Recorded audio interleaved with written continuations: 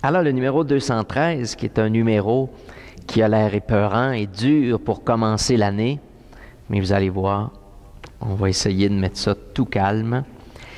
Numéro 213 qui dit « Comment concilier l'existence de l'enfer et l'infinie bonté de Dieu? » Comment est-ce que vous mettez ça ensemble? Dieu est bon, puis il y a l'enfer. Si Dieu était bon, il ne devrait pas y avoir d'enfer. Mais, détrompez-vous, il y a bel et bien l'enfer. Alors, lisons la première réponse qu'on donne ici. « S'il veut que tous parviennent au repentir, un extrait de la deuxième lettre de Saint Pierre, Dieu a toutefois créé l'homme libre et responsable, et il respecte ses décisions. C'est donc l'homme lui-même qui, en pleine autonomie, s'exclut volontairement de la communion avec Dieu si, jusqu'au moment de sa mort, il persiste dans le péché mortel, refusant l'amour miséricordieux de Dieu. » Donc, on part du premier principe que Dieu souhaite l'amour de tout le monde. Dieu souhaite être en communion avec tout le monde. Ça, c'est son premier critère. Dieu ne souhaite pas qu'on soit loin de lui, il souhaite être proche, avoir un amour vraiment personnel. Et si l'enfer existe, on pourrait en quelque sorte donner comme définition en disant pourquoi l'enfer existe? L'enfer existe car il y a l'amour. Ça aussi, ça paraît s'opposer. Mais l'enfer existe à cause de l'amour. Parce que Dieu aime, il laisse les gens libres. Sinon, à ce moment-là, il n'y aurait aucune liberté. Dieu obligerait tout le monde à être en relation avec lui. Puis même après la mort, Dieu obligerait les gens à être en sa présence. Il y a eu toutes sortes de courants de pensée. Il y a eu même des hérésies dès les premiers siècles de l'Église où on s'imaginait qu'il y a des personnes qui s'en vont en enfer après la mort et dès que Jésus va ressusciter tout le monde, ça va être fini. Alors tout le monde va revenir au ciel. Mais en fait, l'Église n'a jamais continué dans cette réflexion-là en disant non, c'est important de dire oui à l'enfer par amour, parce que Dieu nous laisse libres, et l'enfer va continuer après, quand il y aura la résurrection. Il y aura donc la résurrection avec le Christ, et il y aura donc la résurrection des gens qui ne seront pas avec le Christ, parce que ce sera leur choix personnel. Donc ça fait partie de notre croyance. Dieu nous a créés des êtres libres et nous a aimés. Et on va prendre un texte dans Saint Jean pour vraiment distinguer ou focusser sur de quel amour Dieu nous aime. Alors je prends dans Saint Jean le texte du bon pasteur. Alors je lis le court extrait, Saint Jean au chapitre 10, versets 1 à 15.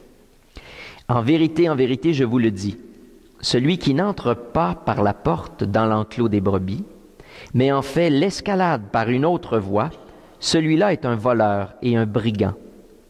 Celui qui entre par la porte est le pasteur des brebis. Le portier lui ouvre, et les brebis écoutent sa voix. Et ces brebis à lui, il les appelle une à une, et il les mène dehors.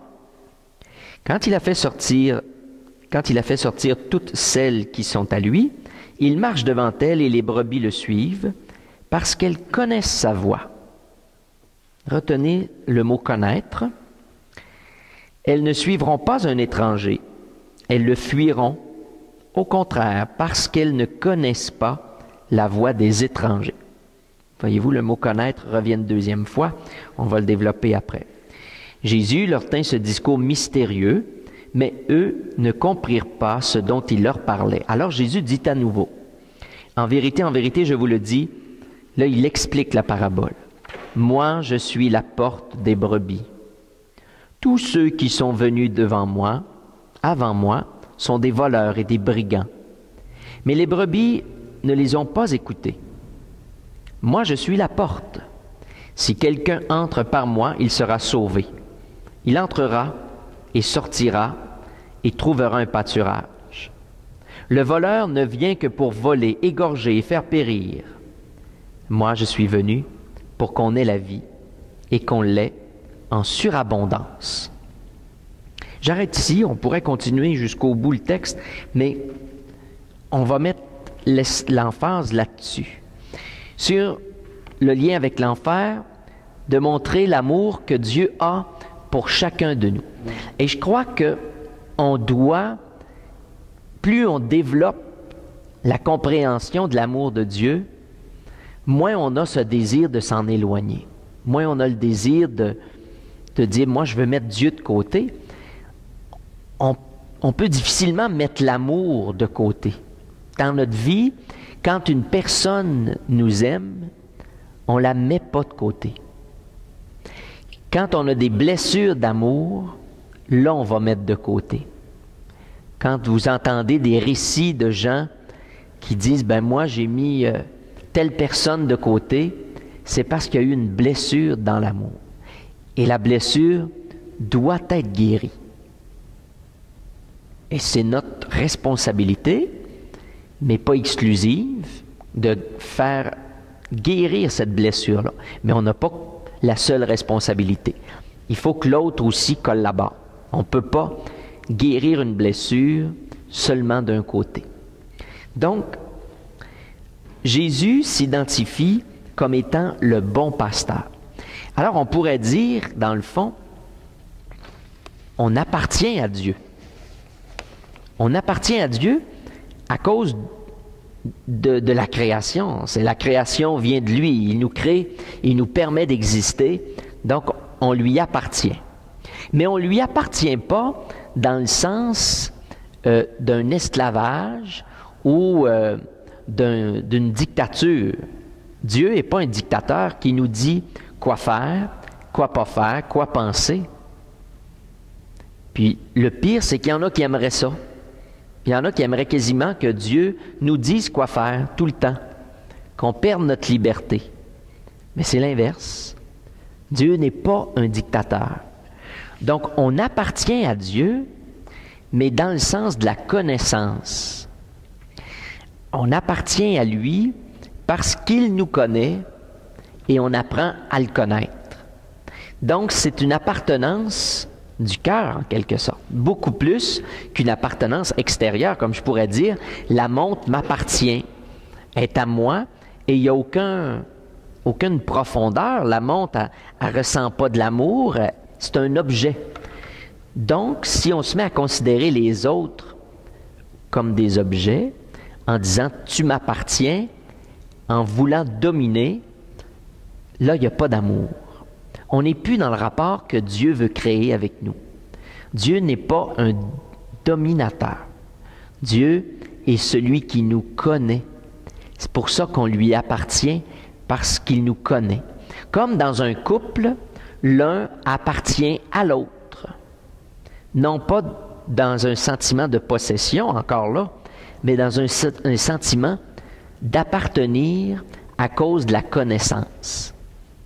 Et la connaissance génère l'amour. Avez-vous remarqué qu'est-ce qu'il dit sur le brigand ou sur celui qui vient voler? Lui, il dit qu'il ne les connaît pas. Il ne connaît pas les brebis. C'est grave, ça. Puis là, il est en train de décrire, en fait, une personne dans le quotidien qui voudrait contrôler les choses. Regardez, on a de ce temps-ci dans l'actualité beaucoup d'exemples de dictatures, encore plus, puis on en a vu tomber quelques-unes, mais c'est quand même pas réglé. Mais qu'est-ce que c'est que la dictature? C'est le vouloir contrôler les autres pour mon bien à moi, pour mon plaisir à moi. Donc, en quelque sorte, je ne considère pas l'autre. L'autre n'est pas important. L'autre doit être à mon service, puis doit m'obéir pour mon plaisir. Sinon, je le menace. Alors, il vit sous un régime de peur à sa propre vie. Si sa vie est menacée, il va obéir. Regardez aussi l'exemple en Corée qu'on a eu dernièrement, où le peuple entier est obligé de montrer cet épanchement vers le dictateur qui vient de décéder, sous peine de choses horribles. Donc, à ce moment-là, il y a celui qui a le contrôle ne connaît pas les gens qui sont devant lui et ne veut pas les connaître. Il veut les dominer. Il veut les contrôler et qu'ils lui obéissent pour sa gloire à lui. Alors le règne de Dieu, c'est complètement l'inverse. C'est pas pour sa gloire à lui que Dieu existe. C'est pas pour nous contrôler comme des petites marionnettes.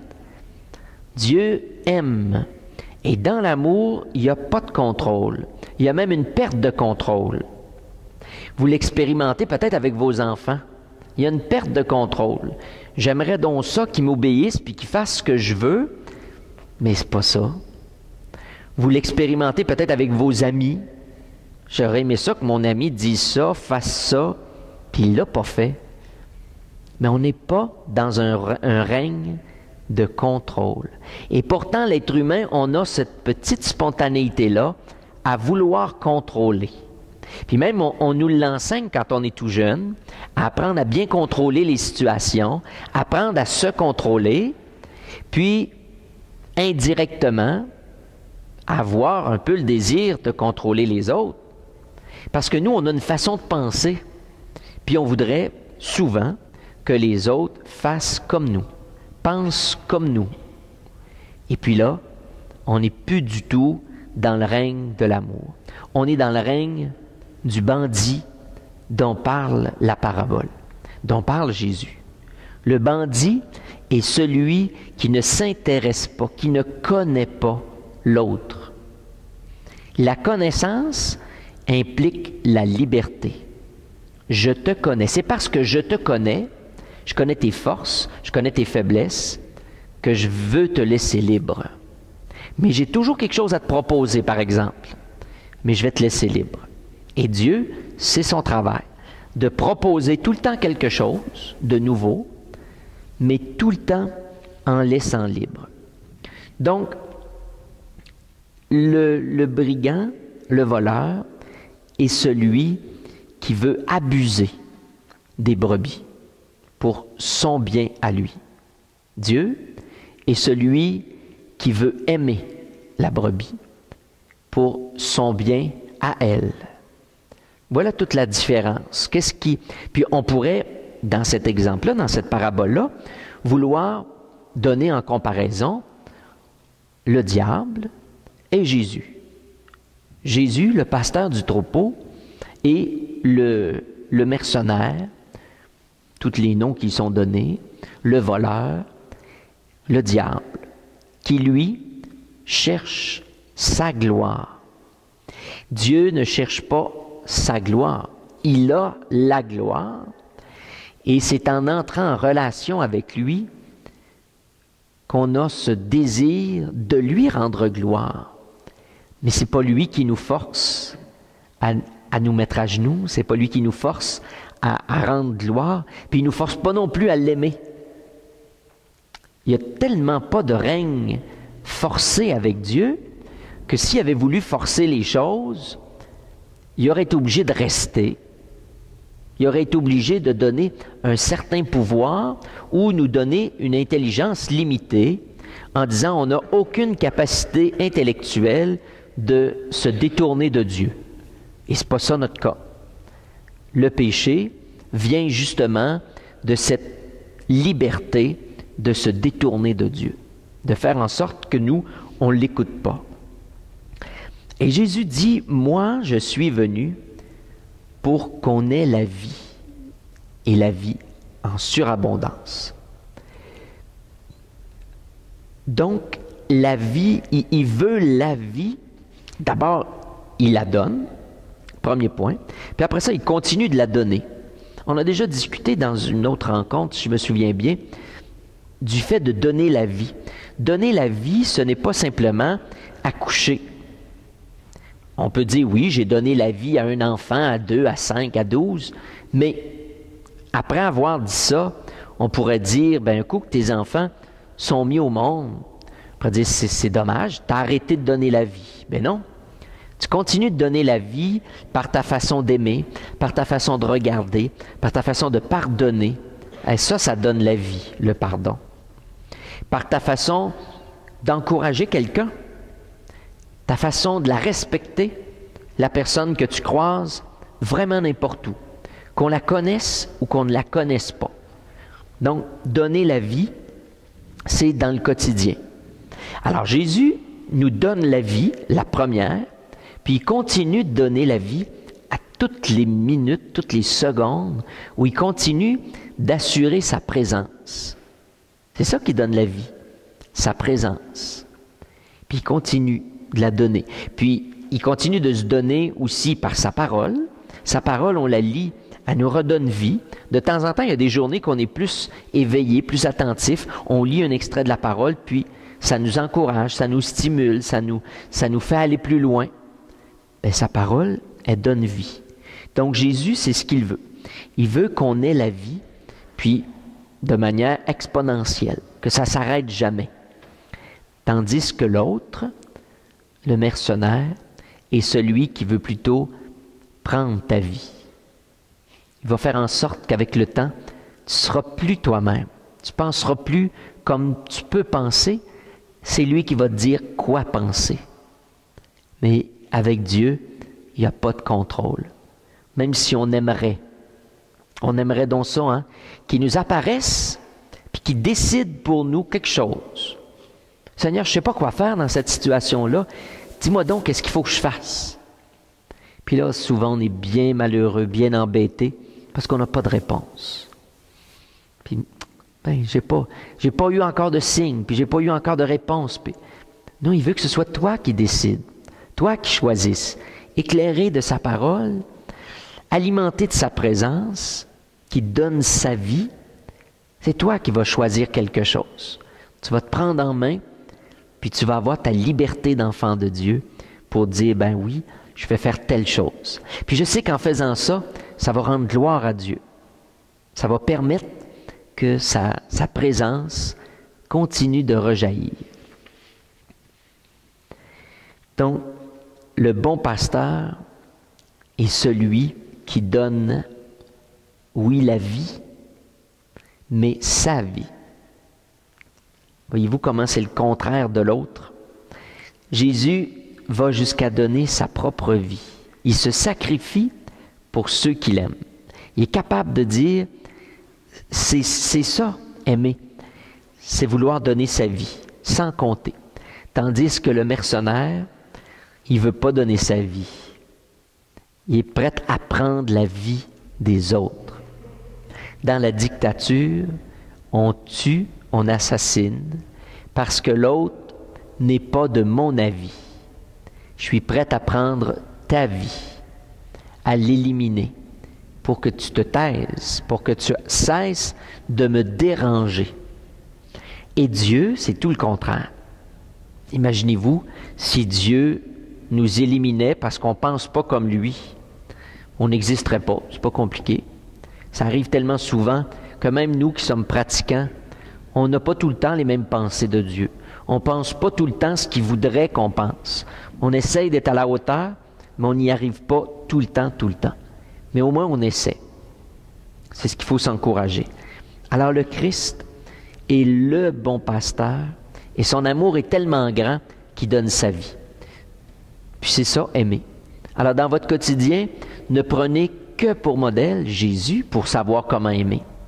On peut dire, ma grand-mère était bonne, ma mère était bonne, mon père, ma sœur, c'est tellement de personnes qui aiment. On peut peut-être prendre des petits modèles autour de nous, mais le modèle par excellence doit rester Dieu, doit rester Jésus. C'est lui qui est à imiter, c'est lui qui est à laisser entrer dans notre vie. Donc l'amour que Dieu donne est un don et non pas une prise de contrôle. Dieu vient jamais prendre, Dieu vient jamais tenir, coincer. Dieu vient donner. On a célébré Noël, c'est la naissance du Dieu qui se donne, qui arrive et non pas un Dieu qui vient contrôler, puis qui vient abuser de nous. Je le dis souvent, combien je trouve que notre religion, elle est extraordinaire. Cette chance que nous avons d'avoir un Dieu qui nous rend matures. Pas un Dieu qui nous veut petit enfant, un Dieu qui nous veut debout, qui nous veut avec des décisions, une intelligence, une capacité d'entrer en relation avec les autres, de les aimer, de les aider. C'est ça notre foi.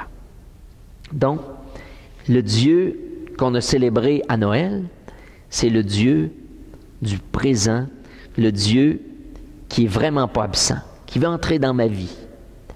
Puis de plus en plus, dans notre quotidien, dans notre monde, il y a bien des gens qui se sont mis à tasser un peu Dieu, puis on le tasse tellement qu'on l'a dénommé. Il n'y a plus de nom. Ça devient impersonnel. Ça devient non plus dérangeant. Dieu n'a plus de nom. Puis on le pousse tranquillement dans son ciel. On le pousse là. Comme ça, c'est pas trop dérangeant. On sait qu'il existe, mais c'est tout. Ça s'arrête là. On ne se pose pas de questions. Tandis que la fête que nous, on a célébrée, les chrétiens, c'est Jésus, non pas poussé dans son ciel le plus loin possible. C'est avec moi, dans ma vie, puis il y a un nom. On le personnifie. Il s'appelle Jésus. Voilà ton Dieu. Et non pas toute puissance. C'est tellement triste d'entendre les gens dire quel est ton Dieu. Ben moi, je crois à une toute puissance. On vient de le pousser dans son ciel. Tiens ma toute puissance, mets-toi loin, puis fais ta job. Puis de temps en temps, on essaye de rentrer en relation avec cette toute puissance-là. Mais on ne sait pas trop comment. Tandis que le Dieu proche, le Dieu accessible, le Dieu qui n'est pas ailleurs, ben lui est dans notre vie. Puis il nous soutient, il nous accompagne, il nous aime et il nous permet, justement, comme dit le texte, de faire concilier l'enfer et l'amour. Voilà l'amour que Dieu a pour toi. Je souhaite garder contact, je souhaite être proche de toi, je souhaite être dans ta vie. Et de l'autre côté, l'être humain qui parfois va répondre non. Je te remercie, moi ça ne m'intéresse pas. Voilà la liberté de chacun d'entre nous. Ça va aussi loin que ça va aussi fort que ça, l'amour que Dieu veut nous donner. Donc, on est dans un mouvement avec Dieu complètement d'amour, et parce qu'il y a l'amour, existent d'autres chemins. Et c'est cet autre chemin que dans le catéchisme, on nous parle ici.